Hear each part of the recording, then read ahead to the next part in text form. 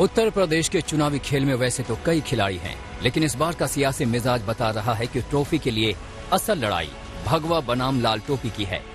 अखिलेश को अपनी बढ़ती ताकत का भरोसा उनके बयानों में झलकता है। अब साइकिल का हैंडल भी ठीक है और दोनों पहिए भी ठीक हैं अब, और पैडल चलाने वाले देखो कितने हमारे नौजवान साथी दिखाई दे रहे हैं। अब कोई नहीं रोक सकता रफ्तार को। जब समाजवादी और अम्बेडकरवादी साथ आ गए तो कोई नहीं रोक सकता। तो बीजेपी दिग्गजों के बयानों में अखिलेश से बढ़ते खतरे का एहसास है। अखिलेश जितनी ताकत से बीजेपी को चुनौती देते हैं, बीजेपी भी उतनी ही ताकत पलटवार करने में लगा रही है।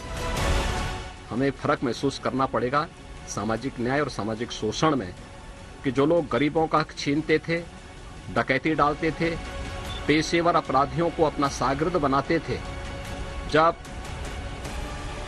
वे पेशेवर माफिया और अपराधी प्रदेश के अंदर गरीबों के मकानों पर कब्जा करते थे, दलितों की बस्तियों पर कब्जा करते थे, बुलडोजर चलाते थे, उनकी जमीनों पर जबरदस्ती उन्हें हड़पने का कार्य करते थे, तब इन लोगों की कहीं से मुंह से आवाज नहीं निकलती थी। बीजेपी और अखिलेश दोनों का अपना अपना कोर वोट बैंक है, लेकिन असल फर्क पड़ेगा उस वोट से जो पिछड़ों के नाम पर गोलबंद करने की कोशिश हो रही है। यूपी ओबीसी वोट की तादाद करीब 49% है। इसमें से यादव वोट 10 से 12% हैं, जिस पर बड़ी दावेदारी अखिलेश की है, जबकि गैर यादव ओबीसी वोट करीब 35 से 37% है। 2014, 2017 और 2019 में इसका बड़ा हिस्सा बीजेपी के साथ आया था, लेकिन इस बार इसी 35% को कई टुकड़ों में बांट देने की लड़ाई है। सच बात यह है, जब बड़ी बीमारी हो जाती है तो इंजेक्शन से जाती है, उसमें ओरल मेडिसिन काम नहीं कर पाती है। ओरल मेडिसिन उसमें काम नहीं कर पाती है, इसलिए इंजेक्शन देने का काम किया जा रहा है। बीजेपी वाले तो अभी भी बुला रहे हैं कि आ जाओ भैया, पहले 85% लोगों ने ही तो हमारी लगाई थी नैया, अब आ जाओ मेरे भैया। माना यह जाता रहा है कि ओबीसी के 49% वोट एकजुट किसी के पाले में नहीं पड़ते। यादव वोटों को छोड़ दें तो बाकी 35% अलग अलग जातियों के हिसाब से अलग अलग दलों और गठबंधनों के बीच झूलते रहते हैं। लेकिन बीजेपी ने पिछले कुछ चुनाव में इसी वोट को कुछ हद तक एकजुट करके बड़ी कामयाबी हासिल की है। 2017 के चुनाव नतीजे देखें तो बीजेपी को सवर्णों के 69% वोट, यादव के 8% वोट और गैर यादव ओबीसी के 64% वोट मिले थे। वहीं समाजवादी पार्टी और कांग्रेस गठबंधन को सवर्णों के 13%, यादवों के 80% और गैर यादव ओबीसी के 14% वोट ही मिले। जाहिर है इस बार लड़ाई इसी गैर यादव ओबीसी वोट बैंक की है।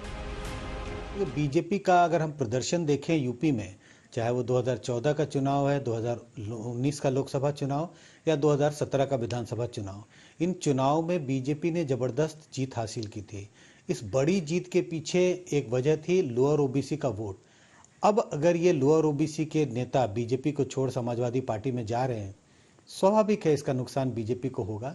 जब ये नेता बीजेपी को छोड़ दूसरी पार्टियों में जा रहे हैं, उनके समर्थक भी जाएंगे।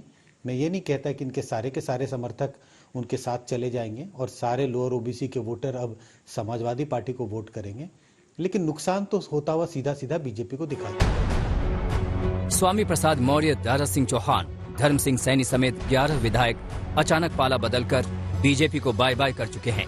इसे बीजेपी के खिलाफ अखिलेश का बड़ा दांव माना जा रहा है। बीजेपी खुद इस खतरे को भांप रही है। ऊपर से बड़े नेता बागियों को कुछ भी बोलें, लेकिन अंदर खाने खबर ये है कि इन्हें मनाने की भरपूर कोशिश की गई। भारतीय जनता पार्टी का शीर्ष नेतृत्व से लेकर के और उनका नागपुर तक सबने कोशिश कर लिया है, और चूंकि भारतीय जनता पार्टी एक प्रकोष्ठ टाइप की पार्टी है, उसका संचालन नागपुर से होता है, तो अब हम किसका नाम ले, कोई बचा नहीं जिसने अनुरोध न किया हो। तो क्या अखिलेश ओबीसी की लड़ाई में चुनावी बाजी मार चुके हैं? उनके साथ जाने वाले ज्यादातर विधायक ओबीसी की मौर्य जाति से आते हैं, जिसका वोट 6% के करीब है, यानी उन्हें अभी और जोर लगाना होगा। दूसरी तरफ बीजेपी के नजरिए से देखें तो उसके पास खोने के लिए अभी भी बहुत कुछ है, जिसे बचाने की तरकीबें भी दिखने लगी हैं। आज तक ब्यूरो।